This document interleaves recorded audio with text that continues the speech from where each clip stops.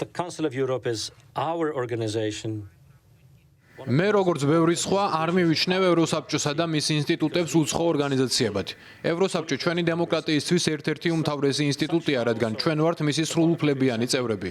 ასეთივეა საპარლამენტო ასამბლეა და ადამიანის უფლებათა ევროპული სასამართლო, რაც მნიშვნელოვნად გვარწმუნებს დემოკრატიული რეფორმების გატარებაში, რადგან ჩვენ ვიცით, თუ კი დავუშვებთ შეცდომას, ჩვენ გვერდით არის ორგანიზაცია, რომელიც ამ შეცდომებზე მიგვითითებს.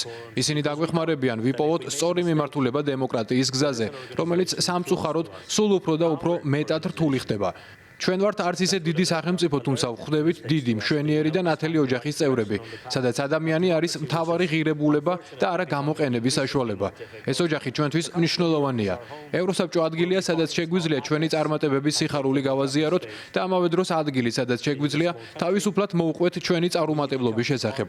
დღეს საპარლამენტო ასამბლეაში მე სიამაყით ვაცხადებ, რომ 2018 წლის არაძალადობრივი ხავერდოვანი რევოლუციის შემდეგ სომხეთში არავის უცდია არჩევნების გაყალბება.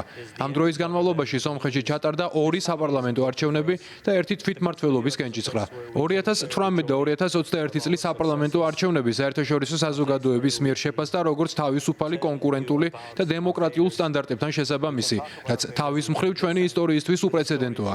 თვითმმართველობის არჩევნების შემდეგ კენჭისყრის შედეგებთან დაკავშირებული არც ერთი საპროტესტო აქცია არ გამართულა. რიგ ოლქებში გაიმარჯვეს ოპოზიციურმა პარტიებმა, რაც ფაქტობრივად შეუძლებელი იყო 2018 წლის რევოლუციამ. სომხეთის პოლიტიკური ცხოვრებიდან გაქრა პოსტსაარჩევნო პროცესის ცნება, მაგრამ ეს არ ნიშნავს, რომ ჩვენს ქვეყანაში დემოკრატიას პრობლემები არ აქვს. დღეს სომხეთის რესპუბლიკაში ხელისუფლება ნამდვილად ეკუთვნის ხალხს და დღეს სომხეთი ბევრად დემოკრატიული, დამოუკიდებელი და სუვერენულია. დღეს სომხეთის რესპუბლიკაში ხელისუფლება ნამდვილად ეკუთვნის ხალხს და დღეს სომხეთი ბევრად დემოკრატიული, დამოუკიდებელი და სუვერენულია, ვიდრე ოდესმე. მოხარული ვარ, რომ სომხეთსა და აზერბაიჯანს შორის მშვიდობა დამყარდა. არ შემიძლია ვთქვა, რომ ეს არის მხოლოდ სომეხიერისა და სომხეთის ხელისუფლების დამსახურება.